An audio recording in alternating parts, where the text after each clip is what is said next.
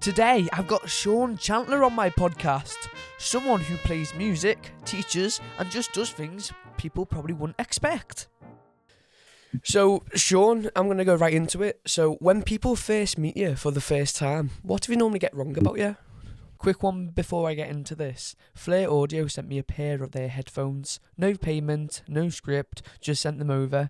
I've been using them for a few days now, and yeah, with someone with ADHD, I noticed the sound difference straight away, and also they help me concentrate a bit more. They cut off a lot of the background noise. Not perfect, but enough that I can stay on the thing a bit longer without my brain going all over the place. They're not life-changing or anything, but they do what they're meant to do, and that's the whole point of it, and they do it very, very well. So yeah, I rate them. Anyways, back to the video. Get wrong about me? Yeah. That's a hell of a question, mate. When they first meet me, what do they get wrong about me? I think there's maybe an assumption when you meet someone who's deaf that we can't do music and we can't be a teacher and we can't do all the things that hearing people can do. I think maybe as someone with a disability or as someone who is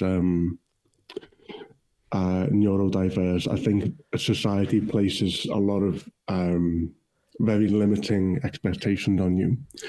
And, I think that yourself, it's a really good thing when you can prove people wrong with how they perceive people who are different from themselves. And so I think on a broader level, I think they have very limiting expectations of what deaf people are able to do. So let's take it back a little bit. So what was school actually like for you? Was there anything you needed to get over? Did you feel like you were a part of it? Yeah. So I was really lucky in the primary school and the secondary school that I went to in Liverpool, in South Liverpool. I was really lucky because I had you know what a Senko is, don't you? Yeah, Senko. So I had two Senkos who were really supportive and head teachers that really wanted to see me do well. So I wasn't really bullied. I wasn't really kind of singled out too much, other than the fact that I had one of those microphones. You might have seen them where you give them to the teacher and then that kind of streams, if you like, direct to my hearing aid and it blocks out all the background noise. But I was really good at football. I was really good at cricket and basketball. So I was in the school teams. And at one point as well, I was in the cross country and the athletics team as well. Oh, nice. And I think because I was good at those things, I was able to kind of muck in with people. And the only problems that I had really was when I played football, I had to take my hearing aids out. Because you get sweaty when you do activities like that, and sweat and hearing aids or cochlear implants or any kind of hearing assisting technology is a really bad thing. So kind of like having to tell my teammates to point a lot or to shout a bit more or to kind of gesture when they were trying to tell me what to do, which is quite often, was an interesting challenge. And then I was also, we might come on to this a bit later, but I was also in the school brass bands. So kind of working out what I could hear with my hearing aids in and playing the trumpets at the same time was also an interesting experience, but you kind of get used to your way of doing things. Yeah. So it must have been a lifesaver, them hearing aids, because can you explain a bit more about what we do and how the technology works a little bit? For sure. So hearing aids are specific to everyone. There's no 1-2 hearing aids that are the same, because what I hear without my hearing aids is very different to another deaf person's listening experience, if you like, or hearing experience. They're programmed specifically for you, and it's not like they just turn everything up like you do on the TV. There are specific frequencies that a deaf person won't be able to hear, so the hearing aids get plugged into a computer, and certain sounds at certain. So for me, I can't hear the higher sounds very well. So I've got a bit more gain in the higher frequency sounds like So it's like you're balancing the EQ a bit.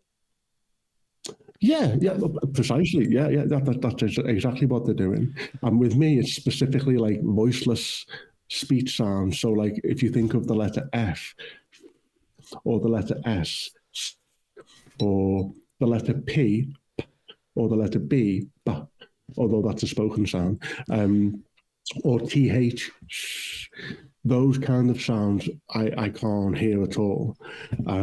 So I need to lip read a lot when I'm talking to someone.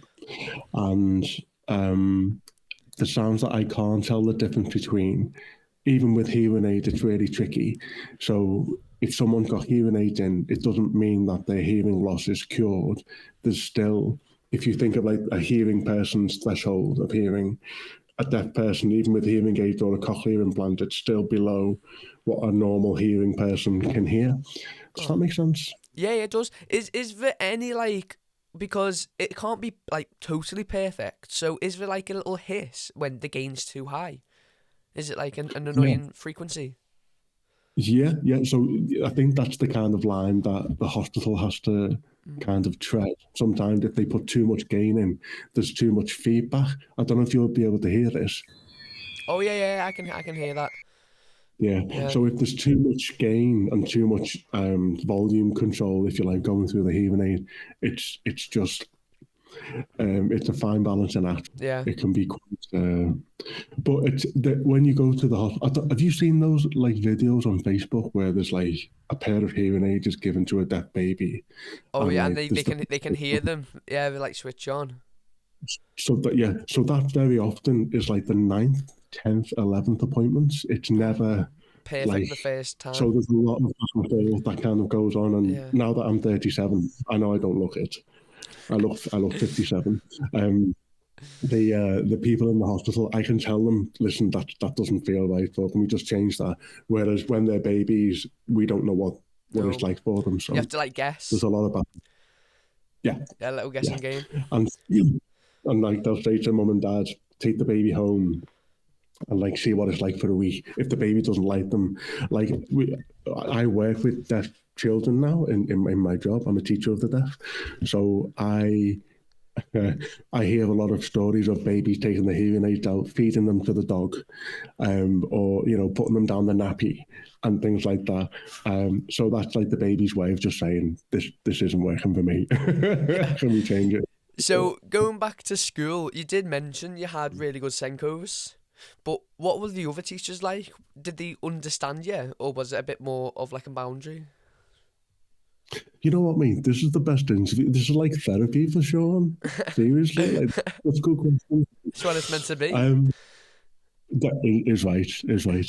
So I the Senkos were fantastic, and part of the Senko's job is to tell the teachers what the child with disability or additional needs, what the needs are. So in general, all of the teachers that I had were really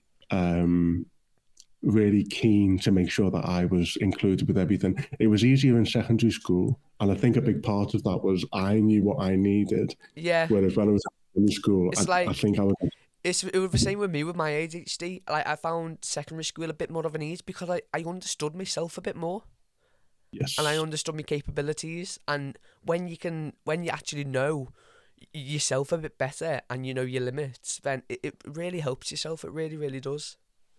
Can I ask you a question? Yeah, of course.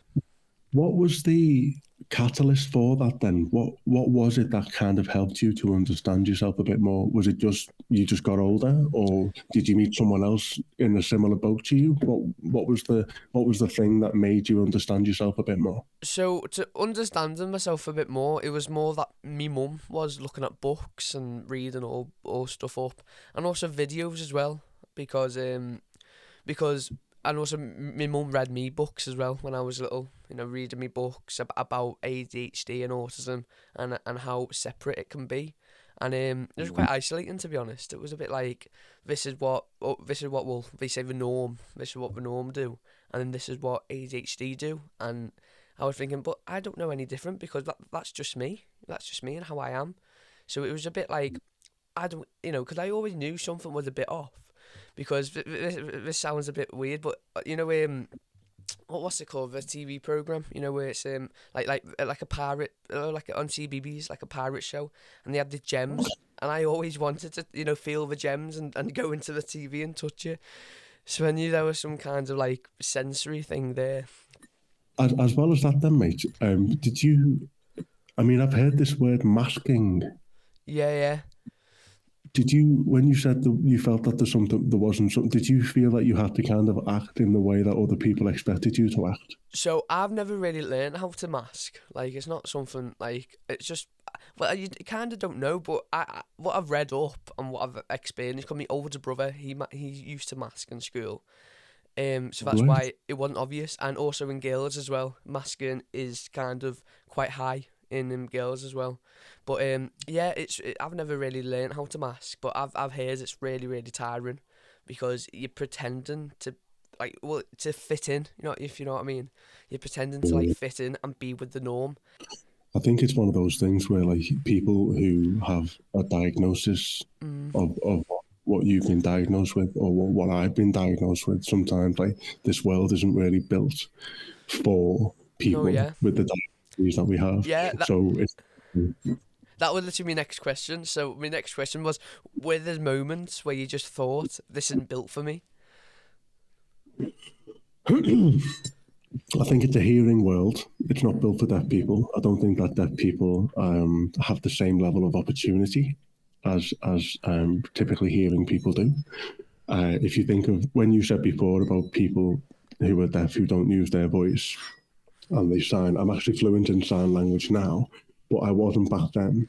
And I think if I'd learned sign language back when I was in primary school, I think a sense of deaf identity would have been a bit stronger. But I think moving through school, talk about the word masking, I think I was viewed as a hearing child, like a normal hearing child, but with broken ears. So rather than thinking, Sean's got this hearing loss, he's missing a lot in class, he's playing catch up. A big part of when you asked me before about what school was like I would copy answers in my lessons. So my best man when I got married, Matty, his name is Matty Dornan, I'm Sean Chandler. Alphabetically, we were always sat next to each other and we stayed really good mates, like even to today. Oh, that's good. Yeah. So I was best man at his wedding about near enough 10, maybe nearly 10 years ago now. And then he was best man at my wedding. But he would always say, do you know what you're doing? Do you know where we're coming from and things like that? I was the same in primary school as well. I sat next to a guy called Carlo Hill, and he was amazing at maths anyway, so I just used to copy his answers. And I think when you're a nice person, people let you copy their answers. But yeah, the biggest intervention for me, and this is what I say to teachers now in my job when I go into schools, is if you want someone with hearing loss or a diagnosis to do well, they just need time and space. They need to feel like it's okay to make mistakes. They need to have the time to process, and they need the space to breathe, because I think it's really intense sometimes and it just feels really overwhelming. Sometimes, like, I don't know if it's the same experience with yourself, but when you're kind of sat as a child and people are trying to help you and they've kind of singled you out for that help, it can be really overwhelming and really intimidating sometimes. And if you're having to do that every day, if it's just like once a week, it's fine, or once a term. But when it's every day and people say things like, Sean's deaf, so Sean needs to sit at the front, when you've got that all the time, it can build up. I always use the analogy of that, like, if you've got the ocean, like the cliffs at the side of the ocean, where it's like hits. Yeah, absolutely. So when the water hits the rock, the first time, second time, nothing really happens. But the 500th, 600th time, eventually the rocks will crumble. Yeah. And sometimes all of these little moments it just builds up, and eventually you maybe not crumble, but you just need to scream or go and something a bit volatile. I don't know, but yeah. So was it similar for you? Was that your experience? Yeah. Not lots of rules, So or mine was kind of the opposite, you see. So instead of being at the front of the class, I always used to be at the back of the class, away from people. Because I used to say I was distracting and I was disruptive. So instead of getting me involved and trying to learn from other people, I used to just get put at the back of the class and just call it a day. So it is tough. Yeah. Did you kind of learn that you weren't Yeah. you weren't included? Like, what was the? Well, definitely when you're younger, you always have questions, because my mind was racing when I was younger, and you always have questions like, why am I the only one at the back of the class? Because it does put you down, and it makes you think and ask a lot of questions that can't really be answered, because you don't have a big grasp yet, because you're only your younger self. So it is tough, really really is. Do you think it's something that you're now using for your benefits? How are you kind of spinning that as a positive today, or are you? Is it still, are you still in a bad place about it? I just think, with if kids aren't handling in a classroom, instead of keeping them in the classroom and moving them, I think just try and approach with a different learning style.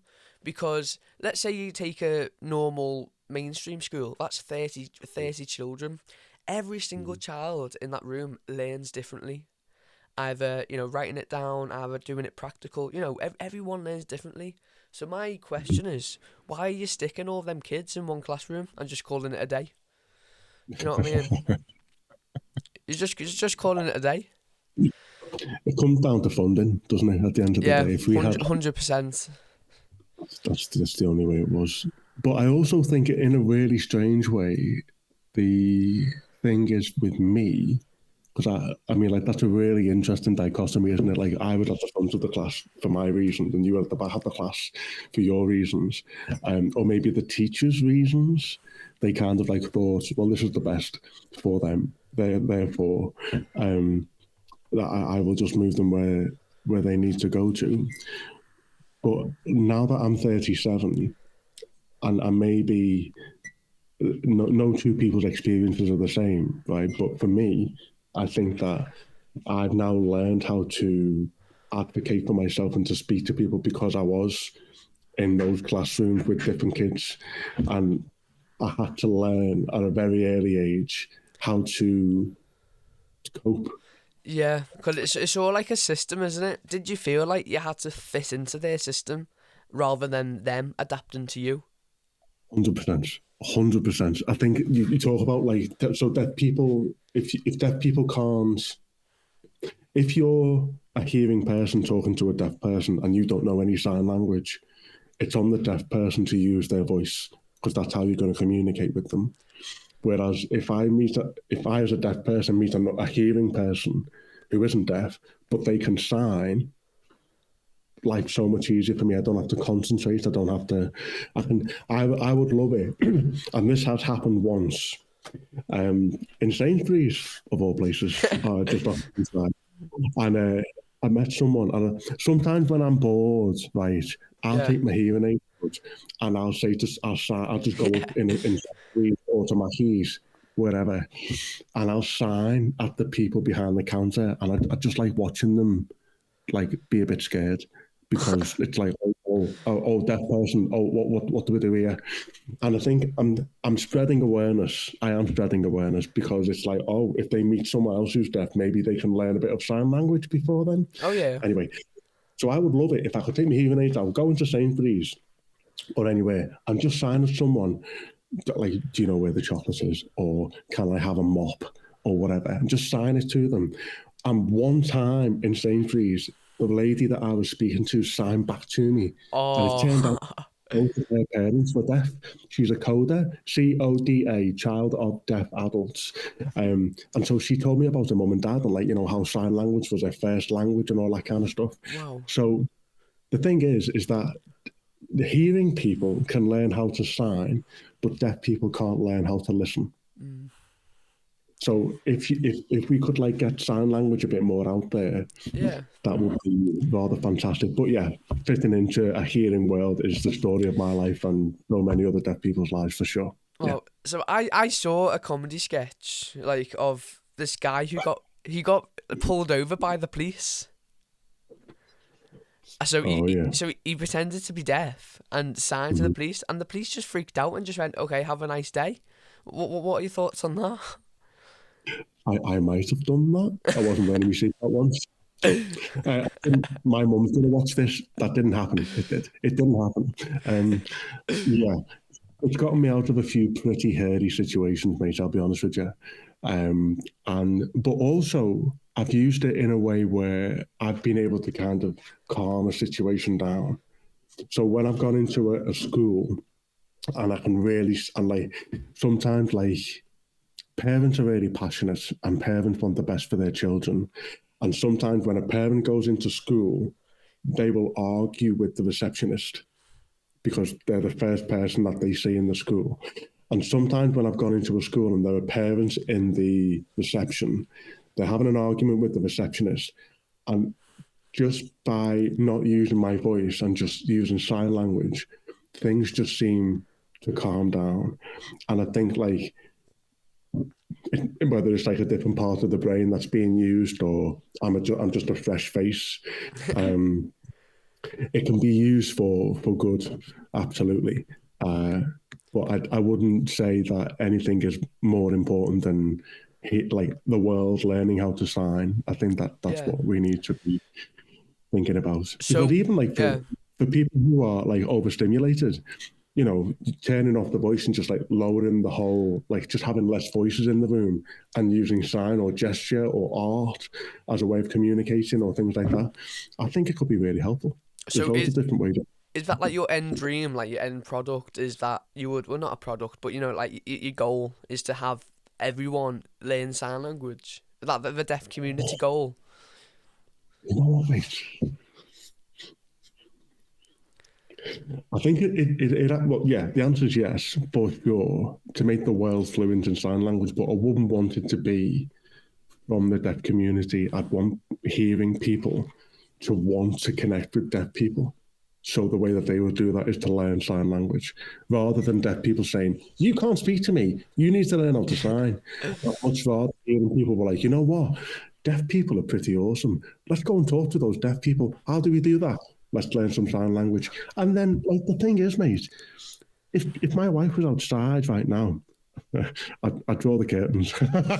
But if my wife was out there and she was like, because I've got a 2-year-old, and she was like, "Can you come and help me get the shopping in?" And Sam, my son, she'd be like, my wife isn't deaf, but she's fluent in sign language. I kind of taught her how to sign and stuff when we first met. But she could sign through the window. And it's not like, you know, I don't know if you've seen that Peter Kay sketch when he's doing stand-up, and he talks about when they go to Chippy and like, anyway, they haven't got gravy or something, or curry sauce, doesn't matter. And he does that all through the glass. That's how you talk to someone through glass. If they learned how to sign, wouldn't be an issue, you know. So yeah, that's kind of my end game. But also, I've got another little project which I want to tell you about.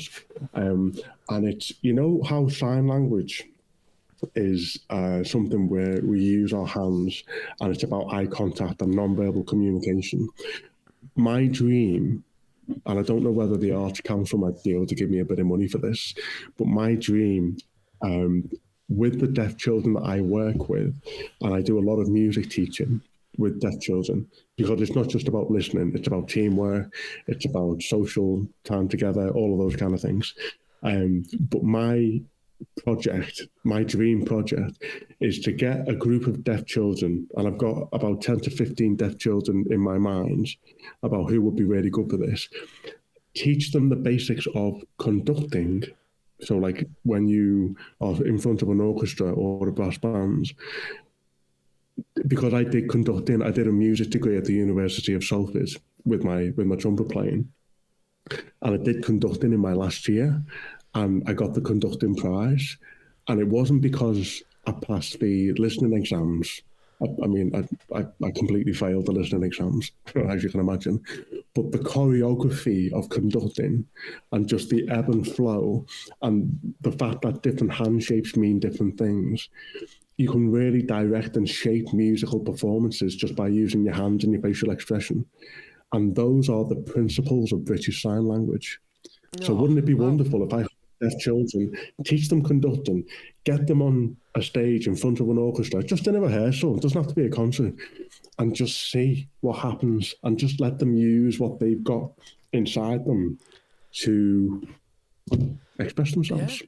So I've got a quick question about sign. So is it like universal? So like you could like get a plane to like, you know, Australia and use sign and you'll be able to like is it like universal in the whole world? I'll only get on a plane to Australia if you pay for the tickets, mate. But yeah, let's go. I'm up for it. So the answer is no. Even within England, there are regional variations of signs. But there is something called international sign. So when I go to Australia, in fact, the English-speaking countries like England, Scotland, Northern Ireland, Wales, Australia, New Zealand are very similar. The United States of America is like a completely different thing altogether. We don't talk to them much. But Auslan, Australian Sign Language, and New Zealand Sign Language, I think if I was to meet someone from there, we could kind of get on really well. I think we'd be okay. But like French Sign Language, absolutely no. There's over like, I think it's over 300 different sign languages in the world. However, there's something called a shared oppression, which basically means if I meet another deaf person and we don't know how to communicate with each other, we're already best friends because we're both deaf. And this is a hearing world. So I've been oppressed and discriminated against because I'm deaf. This deaf person has also been discriminated against and oppressed because they're deaf. We've kind of got a shared oppression. We've got a shared understanding of what it's like to be deaf in a hearing world. So automatically we would look to support each other in different ways. It might be the same with yourself when you meet someone else who's got autism, a diagnosis, an ADHD diagnosis. You know what your brain is like. Can I tell you what I heard? Something I heard recently, and can I check if you agree? Yeah, of course. So you know, I'm a musician, a deaf musician, and we've just been talking about conducting. Someone told me that when you have ADHD, it's like having an orchestra. You've got like the percussion, like the drums, the brass, the woodwind, the strings. You've got all of these things going on here. But the conductor in an ADHD brain is drunk. Yeah, it is a bit like that. But the most annoying thing is you can't control everything around you like you can in a conductor. You know what I mean? So like you wish you could go. You should get your little thing and just go. Shut up. You know, shut up. But you can't.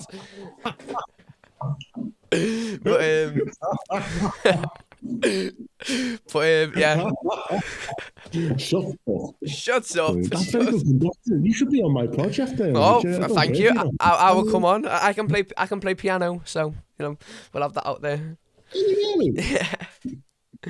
What does it do to you when you play piano? Does it calm you down? Does it give you the focus? Proper relaxing.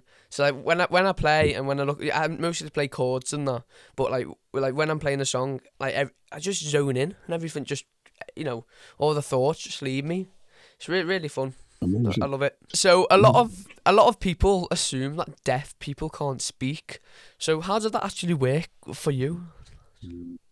Yeah, for sure. So there are deaf people who don't.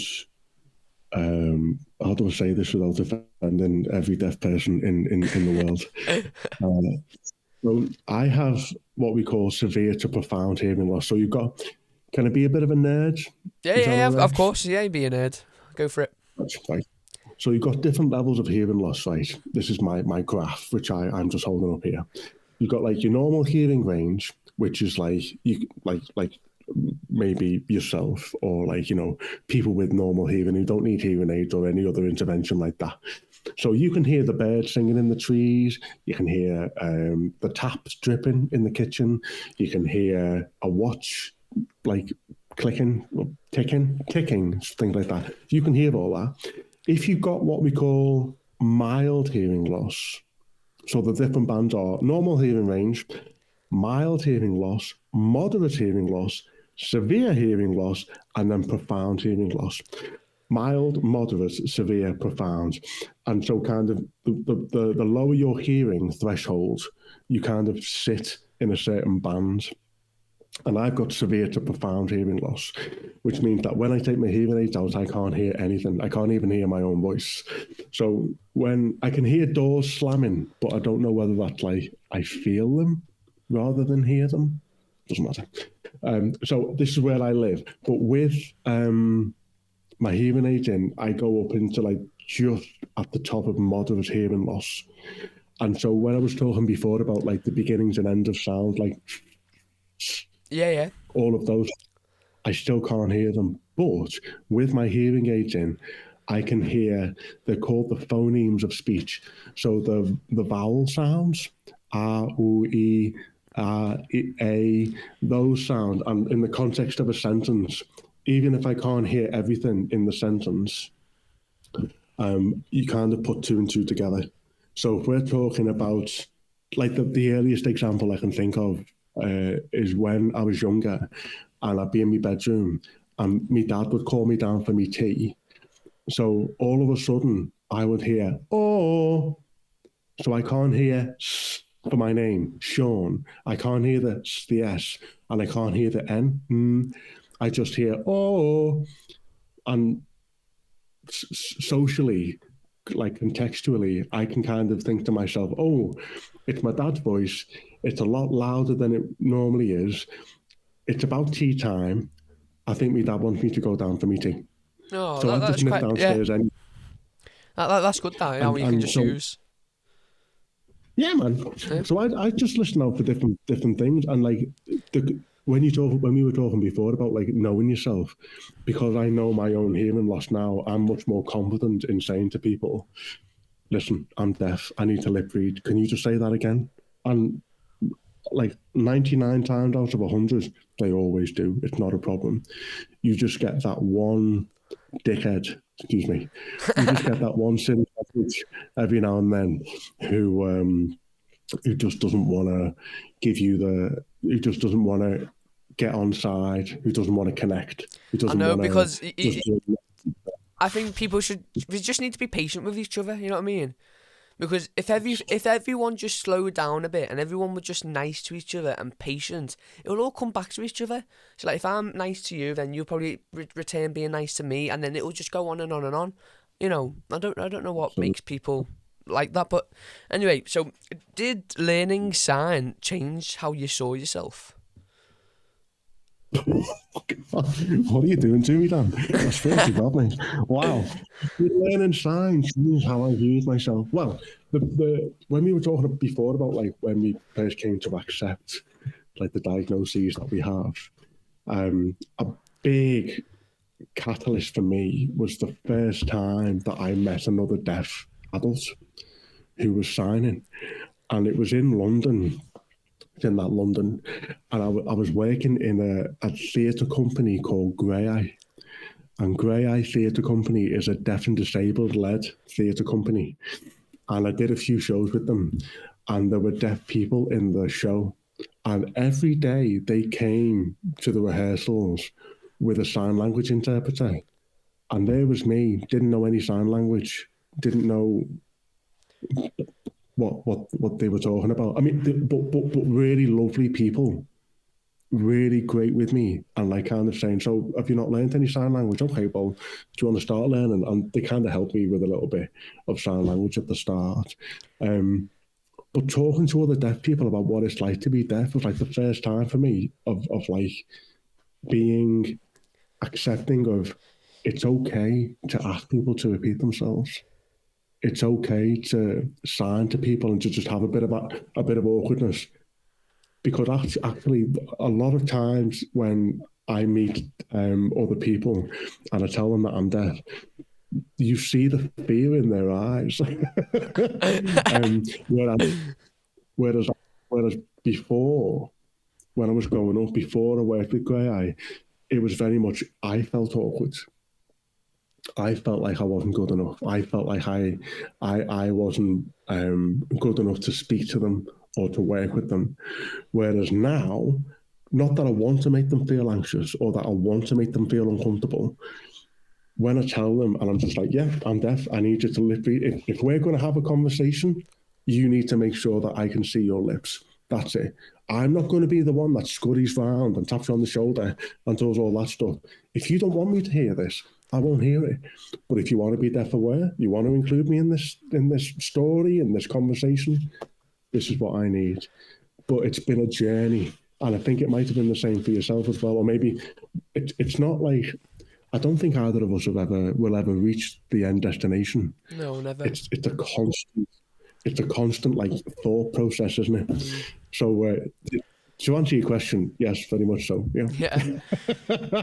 So yeah, I always see it like, so I'm never gonna change. Like, well, I might do, but you know, with the education system and that, like, I would never, like, because something needs tweaking in it. And so I don't think I would ever get to it, and I don't think anyone is really near to getting to it. But then when I pass and someone else comes into the world with autism and ADHD, I would hopefully want them to carry on like a legacy and hopefully push. Then they made the process, and then another person will come along and then push until they eventually get there. It might be 5 years time, or it might be 4 decades time. We just have to be patient and just see what comes from it. But yeah, you know what, mate? When I got married, you have to stand up and do a bit of a speech when you get married. And I love being the centre of attention, mate. I'm not bothered. Like, that's fine with me. But I stood up and I said, it's important to remember whose shoulders you are standing on.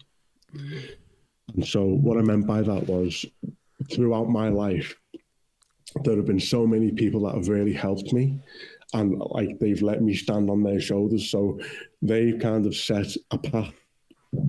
They've set a bit of a precedent for me to carry on, like deaf awareness or music and deafness or amazing podcasts like this one. Oh, thank you. Whereas, all right, no, it's the truth. It's the truth. It's the truth. You're actually brilliant questions. You're having a great conversation that's going to change someone's life. Absolutely. So the thing with you, mate, is that you're setting the path now to letting someone else stand on your shoulders. Do you know what I mean? Like you're 100%. starting, and like so you're going to be like a massive role model for other children and young people who have got this thing where it's like, I'm not the same as everyone else. But you see that guy over there who's got a podcast and absolutely smashing it. If he can do it, that's all I want. Listen, I want go on. Listen to this. There is someone out there who is just like Dan, who needs to meet Dan.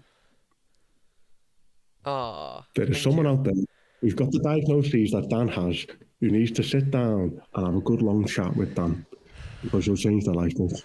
Honestly. Thank you so much. Because I wanna put the word out there that even if you are different, that's okay. You know what I mean? That's okay if you're different. So how did you even get into music in the first place? My dad was a massive music nerd. Right, he still is. He's still with us. And my dad always had music playing around the house. And like, I remember coming back from school and playing Monopoly with my dad and my little sister. I've got 2 little sisters now, and they're both amazing. But we'd sit and play Monopoly, and my dad would have, I don't know if you know the Lighthouse family or Van Morrison or people like that. And then when I started playing the trumpet, it was, my dad kind of found some other trumpet players like Wynton Marsalis, Miles Davis for me to listen to. And so that was kind of it. And the other thing as well is that when you learn how to play musical instruments, my speech improved a lot Because when you play a trumpet, you learn how to breathe. You learn how to project. Oh, You learn how a musical phrase works. Twinkle, twinkle, little star is the question. yeah, you're getting How, key. sorry? You're getting key. The different keys. You're getting keys. Absolutely. And so because I was listening to different key signatures and I was listening to the things that I was producing, and I had to listen, I had to hear what was Yeah. coming out of the end of the instrument. And so because I was developing that skill of listening to myself on the trumpet, I was then able to listen to myself what was happening with my speech. And also when you're playing the trumpet, I'm not going to get into this too much, but when you start a note, the way that you hit the note, it can be really bang, like really sharp, or down really softly. Yeah. And so when I was listening to the Scouse accents with my hearing aids in, and everyone was like, "How are we? Calm down, calm down." I was like, "That's a bit too rough for Sean." I did, like playing music was kind of like permission for me to kind of be. I can be a bit softer. I can talk a bit slower. I can be clearer. So yeah, Yeah, it's like going from capital to classical. I'm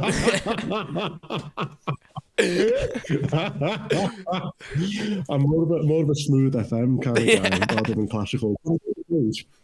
Brilliant, mate. Absolutely fantastic.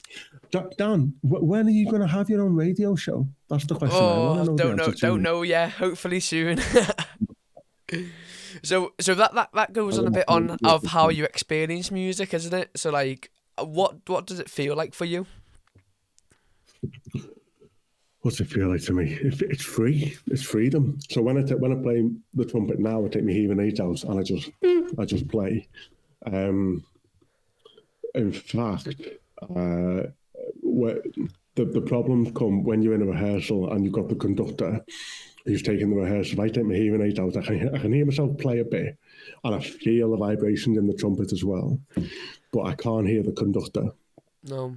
So what I do usually in a band, you're sitting with other people all the time. So kind of part of being a deaf musician, I think, is having the confidence to say to the person sat next to you, listen, I can't really hear the conductor. I can't hear myself playing very well.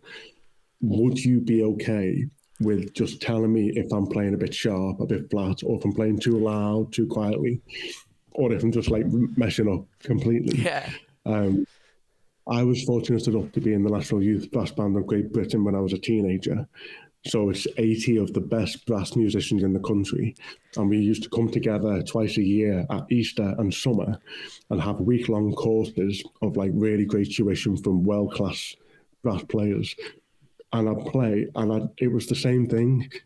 But what I found was the better the musician, the better the teacher, the more understanding they were, the more kind of on board they were, the more they would say, so what is it like playing trumpet as a deaf guy? What is it that you need to do? What do I need to do as the conductor, as the teacher, as the person that sat next to you to help you with your performances? What needs to happen?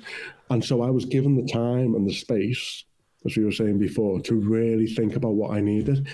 And nowadays I'm on the staff with the National Youth Brass Band, and so I'm still in touch with a lot of the people that helped me out back then, which is really nice. Oh, so I've seen videos of you when you've took your hearing aids out and played trumpet. So have you ever took your hearing aids out, put them on charge? It's about 9 o'clock at night. You practicing your trumpet. You're blowing away. And do the neighbours ever get pissed off because you can't hear yourself properly, but it's really, really loud? So the neighbours knocking, mate, shut up! I'm trying to go to sleep here. I've got work in the morning. I used to, but like I said before, I've got a little baby now, mate. So trumpet practice for the baby doesn't really. Although I've got a mate who's got a baby as well, and he says he practices like quiet playing, because playing quiet on a brass instrument is actually really difficult. Yeah. Anyone can just go to a trumpet and go really, really loudly. doing it quietly. It's not. I'm not the best in the world at it, but you practice and you get better. Yeah. So I've got a practice mute, which goes Yeah, on I the end saw of the that. trumpet. It's like a little mute that went in. I saw that. So what did that do? Well, Did having that said just that, mate, go on? when I was younger, like about 14, 15, I think my mum and dad felt quite bad for our neighbours, but we lived next door to a lovely couple called Anne and Alan. And they always, because I'd be like, I'm really sorry if you heard that. Because I used to practice for like hours, especially over the summer holidays. When you had nothing to do. I'd just play because I just loved it. And I didn't have any friends. Still don't. But You have me. I've got Dan. You've got Dan. That's all you need. Yeah. All you need is Dan. We could be like the new Ant and Dec, like Ant and Def. Yeah. Oh. Well, Dan and Def. Dan and Def. Anyway. the Dan and Def show.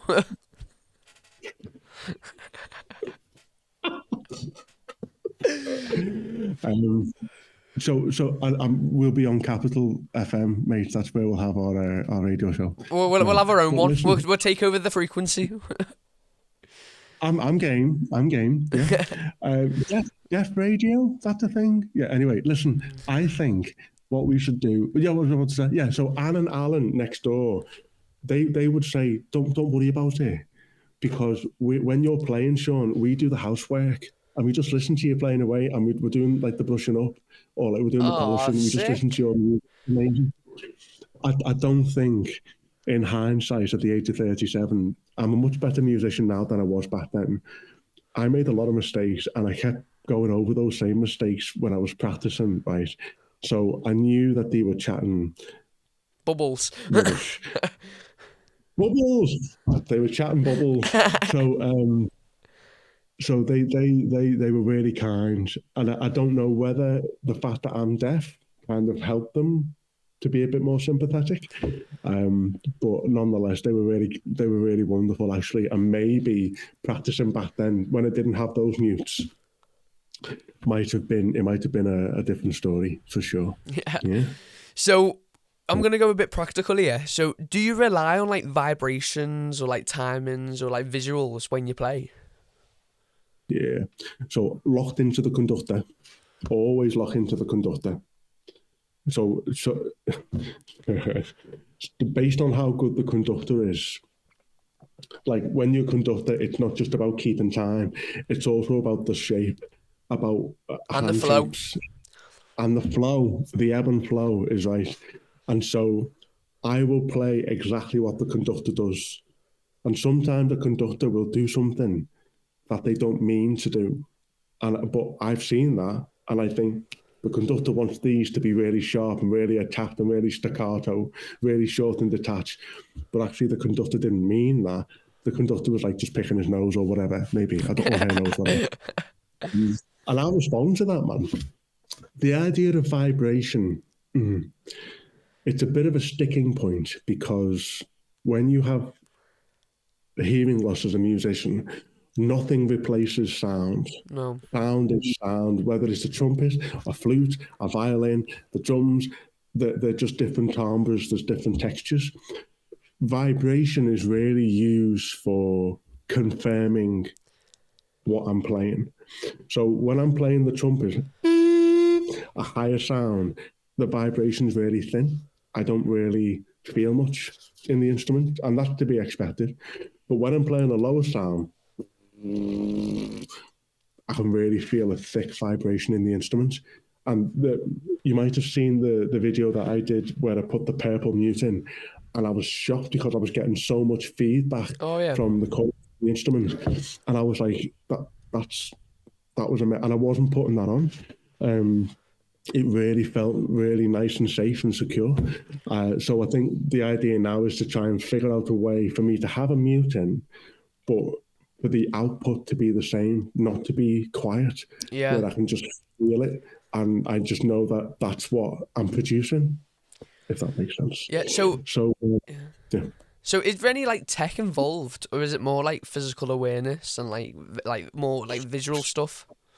There's loads of things, mate. So the first thing, so talk about practice mutes. I was involved. So Yamaha brought out this like practice mute where it was like connected to a mixing desk or a Oh, yeah. mixing box. And then I had special headphones that went to my hearing aids. This is like when I was 16, 17. I was in the Echo about it. Of course. Naturally. And basically, it might have been the Mersey Mars. Doesn't matter. I was in the paper. And I still got it. Whatever. And I was playing, so I put the mute in and then put the wire in the mute to the test box and then had my special headphones on. And I heard myself play really well. And I was like, I don't sound too bad here. Oh, wow. Too much of a bad player, am I? So that was amazing. And then, so I kept hold of that. And then we replaced the mute with a little microphone. So we took the mute out. I put the microphone, there's just a clip on my on the bell of the trumpet on the end. On the edge of it, yeah. Yeah. And I could kind of hear myself play really well, but then you have, it's called residual hearing. So I could actually, it didn't work very well for me because I could still hear myself without the headphones a little bit. Oh, yeah, okay. So it needed to be like proper noise cancellation. Yeah. That would be the dream. That would be the dream, whether it could be kind of noise cancellation headphones, but still special for me to have them with the hearing aids. But because you know the AirPod Pros, because these what I've got now, they've got like a hearing aid feature. Do they really? Yeah, you can do a hearing test on your phone. You have to be in like a room silence, and every time you hear something, you press your phone, and it works out over different frequencies and how many decibels is in each ear, and you can activate it. So me nan tried it, and she was like, "Wow, these are better than mine," and you can like tune it as well, like fine tune it. So the one that she got for free off the NHS, she preferred the AirPods, and so like, how much can I buy these? If you said, well, I'm not selling you my AirPods. I mean, Nan, I love you, but you're buying your own AirPods, girl. All right. Yeah, taking a bit too far there, love. The other thing that I was going to say was with the hearing test thing. So that's very similar to the hearing test that you have when you're in the hospital. Mm-hmm. So in the audiology, you sit there. When I was about 5 years old, they used to have like a toy pirate ship, and you get the headphones on, or like there's like a bone conduction one which like squeezes your head really tightly, but it measures like how you're hearing much through the bone. Doesn't matter. So there was like a little pirate ship, and then all these little wooden pirates. And when you heard the sound, you had to put the pirates in the ship. And I used to love doing that. But now it's a bit boring now. There's like a little clicker, and you have to. It doesn't matter. But it's got a bit boring now. Yeah. So I'm gonna research a bit into that and see what's what. Yes. Yeah.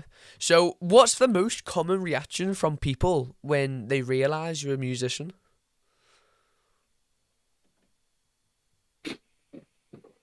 What's the most common reaction when they realise that I'm a musician? I'll be shocked. I do a facial expression. Oh, that's nice. Oh. You've been dreaming a lot, haven't you? I've always said that I might not be able to hear you very well. I might not be able to speak very well. But if you give me a trumpet, I'll blow you out the water. In every band that I've been in, apart from the National Youth Brass Band, where they had like child prodigies who are now like principal trumpets with like the London Symphony Orchestra, in every single band that I've played in, I've been it's called the principal cornet, or the lead trumpet player. I've always been the number one trumpet player. And that's not because, I'm not saying that because I'm showing off. I'm saying that because deaf musicians can reach a high standard. Deaf musicians can be people who take leading roles in ensembles. Deaf musicians can be people who step forward when no one else does. Because when you're a musician, you have to take risks. Oh yeah, 100%. It's the same as risk when it for the biscuit. What's the biscuit though? Probably like a chocolate digestive, maybe Kit Kat. See, No, not a big fan. If you'd said Twix, I don't want to take a risk for like a shitty, A like, chocolate, yeah, no, yeah. You want something you know good. what I mean? Like It a Pink depends on the Panther? A biscuit. Pink Panther? But Dan, it was going so well, Dan. Oh yeah, April Fool's was yesterday, wasn't it?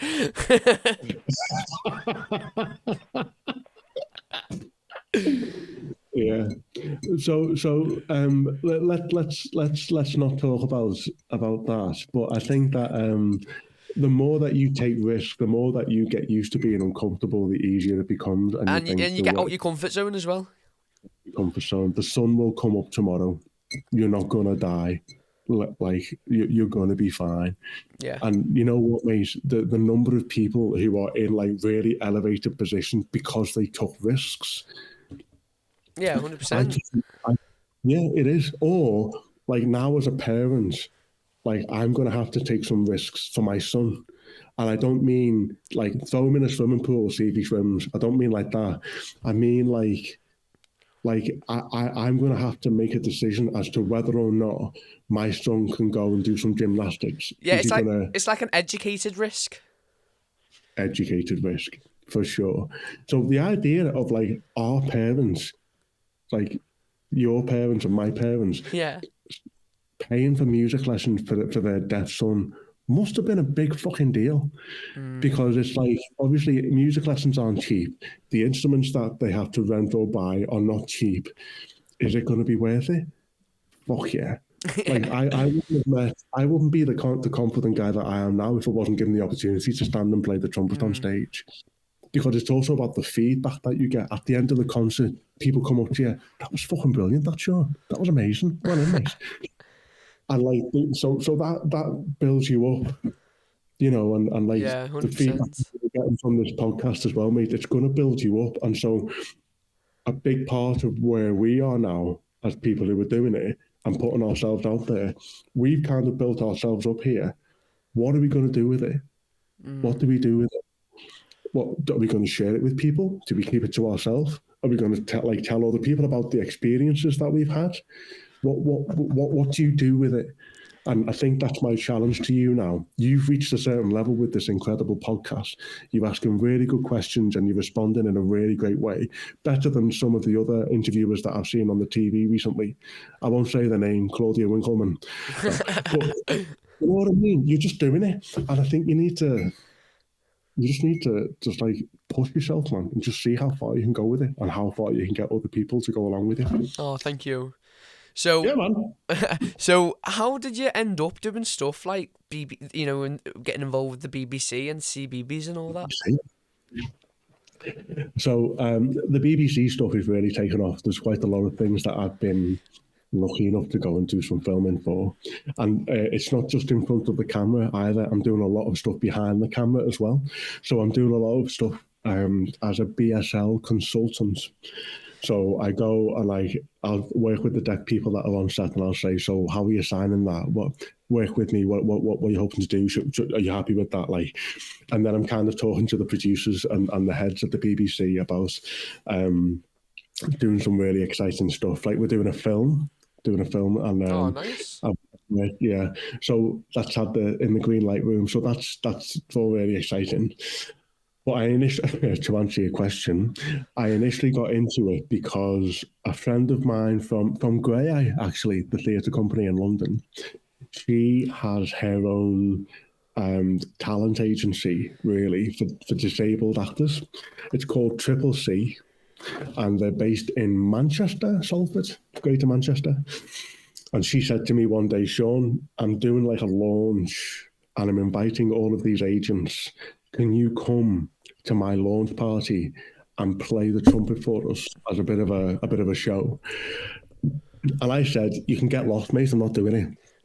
Because it was in Salford. I live in York now. I don't live in Liverpool anymore, sadly, but I live in York. And it was just griefy to get from York down to Salford on a rainy Friday night, like 2 hours in the car in rush hour. But I thought, you know what, Melissa Johns, she does loads of stuff, actually. She's been in, not Downton Abbey, the other one. I forget it now. But Melissa Jones, she's a wonderful actress, and she's got limb difference. Part of her arm is missing. So she's a real advocate for disabled actors, and she said, "Can you come and do this?" So I did. Went and played, told a few jokes, said, "I'm a deaf musician, like, and it's great, basically, like, it's all good." And then at the end, BBC came up to me and said, "We're doing this musical Storyland.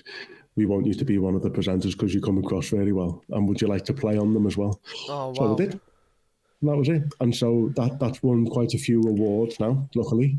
And so we went to a few black tie events and got some prizes, got to go on stage and stuff like that. And then they're doing, I'm not sure if I'm allowed to say this, but there might be another series of musical Storyland coming out, but you didn't hear that from me. No. So did that feel like a big moment, or did it just feel like another step? Who are you? Seriously, are you Jesus? Like, why are you doing this to me then? Did it feel like a big step, or did it feel like a bonus, or just the next step?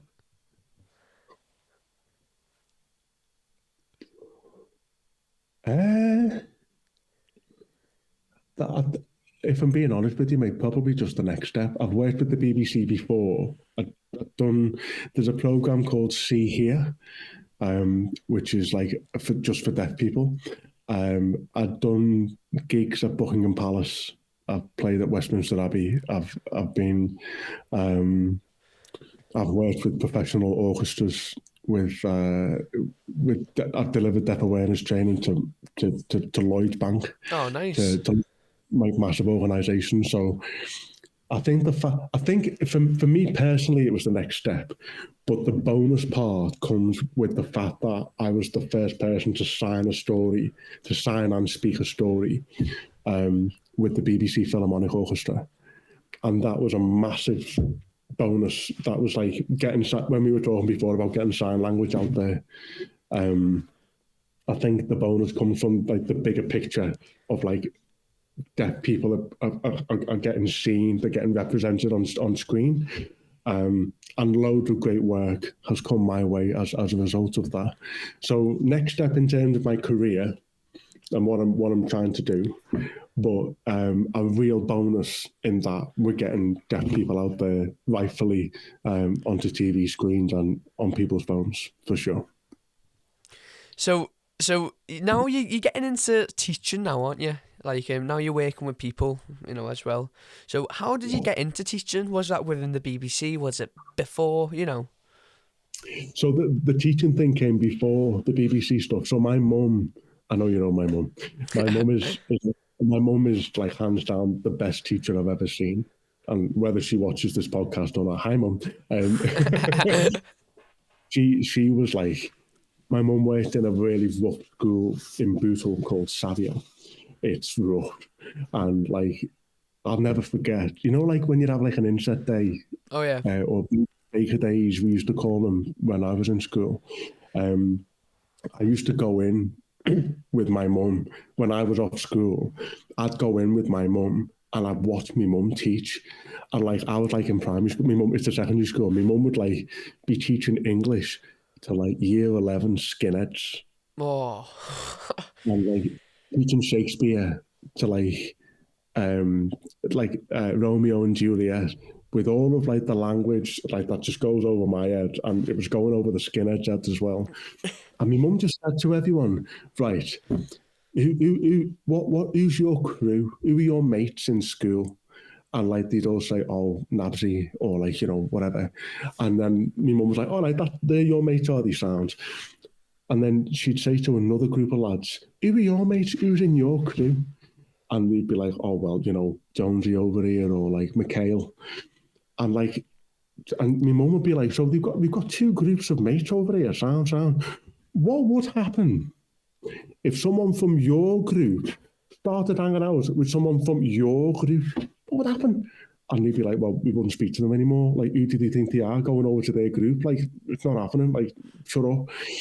And my mum was like, well, that's what happened in Romeo and Juliet. We had the Montagues over here, the Capulets here, and two people like started copping up with each other. And they were like, we're not having that. Tell us more. And that was it. And that was the hook. They used to call my mum, because she was that figure to these guys. And I'd be like, How did that yeah, make you feel? Like you're stealing my mum there? pissed off is not the word, mate. I'd be like, you can back off, mate. It's my mummy. Leave. But then when I became a teacher myself, I mean, mum, when I was training to be a teacher, it was just like colossal. Do you know what I mean? I know your mum's a bit of a living legend as well. But my mum was always like, if you got your lesson plan, differentiation, your marking, your assessments, da, da, da, da, da, da, da. Even to things like when it's break time, go and sit in the staff room and talk to people. You might have had a shit lesson and you might be thinking, I don't want to see anyone. Get yourself in the staff room and have a laugh. You'll feel better for it. And I do now. So so I've got a lot to thank my mum for. And like even before I became a qualified teacher, I was teaching trumpet in schools in Liverpool when I was a student, when I was at university.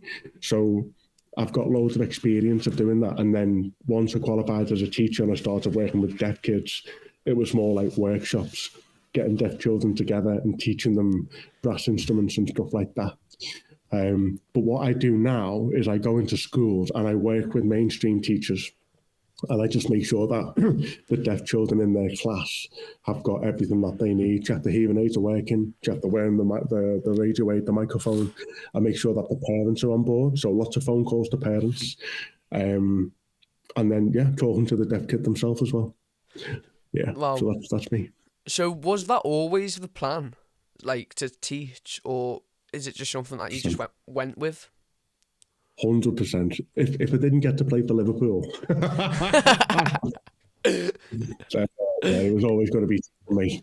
And actually, the thing that drew me to teaching was absolutely me mum, getting alongside these kids and like seeing them achieve and seeing them like want to do well. Because my mum always said that she loved being at school because it wasn't home. I don't think my mum had a good upbringing. But she loved being at school because it just wasn't home, and like she could progress, she could achieve, she could learn, and she had some really good teachers when she was in school, and so she's standing on their shoulders as a teacher, and I'm standing on my mum's shoulders now, and no doubt there'll be other deaf kids who will stand on my shoulders, and they'll go on to be teachers, musicians, or podcast hosts at some point down the line. So do you see yourself in the kids that you work with? I see the struggles that they go through. I see the biggest thing that I see is, I heard you, I understand. That's the biggest thing that I see. I think the biggest thing for me is that I know when they're lying. I know when they haven't heard, or they don't understand what their mates are saying next to them, or they don't really want to do the thing that's being asked of them. There's just it's called a learned helplessness, where they're sitting in class, the teacher's just talking, the lesson's going on, and the teacher will say, any questions? Does anyone not understand? You need to empower the child to put the hand up and say, I'm sorry, I don't know. But a lot of the time, 99% of the time, the deaf kid will just copy, like I did, copy the answers from other children. That's what I see. Yeah, you literally answered my next question there. Because my next question was literally like, what do they struggle with now that you recognised instantly? There is that. Yeah. But I think also, we have this whole thing at the moment with identity. So, like people who identify as gender fluid, or if they identify as trans or queer or straight, heterosexual, or if they identify as, where I work, there are a lot of Romanian gypsy families. And so when they come into an English school and they're working with, they're playing with English children and they're speaking better English from their parents a lot of the time, their sense of identity is shaped by who they're mixing with. And the people around them. Yeah, Yeah. 100%. And so I think identity, a deaf child's identity. Am I deaf? I can hear you with my hearing aids. So, but you're telling me that I wear hearing aids, so that means that I'm deaf. But I don't know any sign language. So am I not deaf enough? Am I actually hearing? Where am I? So I think identity is probably the biggest thing that on people's mind at the moment in deaf education, for sure. So if somebody is listening who actually wants to do better, what should they change straight away? If somebody is listening who actually wants to do better, what should they change? I would say their friendship group. That's important. Absolutely. I would say the content that you consume on social media. I would say the YouTube videos, the podcast that you listen to. Nudge, nudge. Listen to this podcast, people. I would also say you need to have time in your life where you can reflect. So can you find someone who will hold you accountable? So, for example, would you, as a podcast host who wants to be the best podcast host in the world, and you're well on the way, would you be able to have the courage to find someone who asks you difficult questions, who will say to you, oh, so you're just on YouTube at the moment, right? Are you creating or are you consuming? Which of the two is it? Because if you're just sitting there watching it, you're not doing it. You don't deserve to be the best podcast host in the world.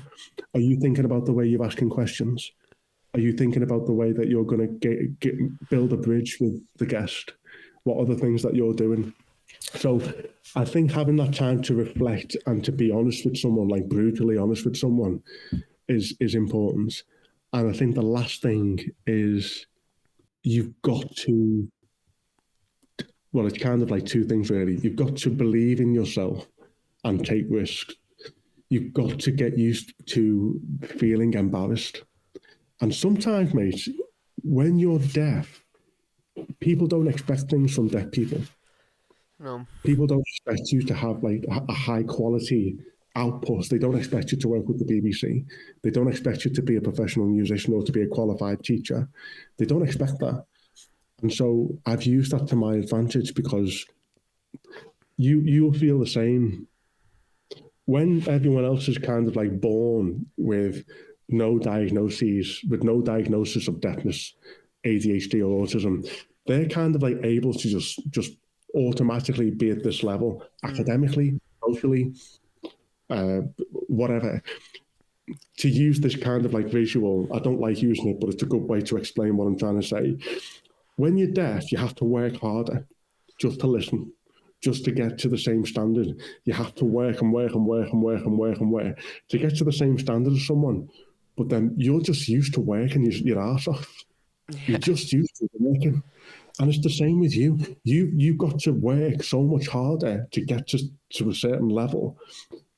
But being sat at the back of the room because you're disruptive, or being sat at the back of the room because you get in the way, you've had to kind of deal with all of that, those labels, and you've had to kind of think, right, you're a twat. I'm not going to listen to you. I'm going to focus on me. And that builds up. You're going to eventually... 100%.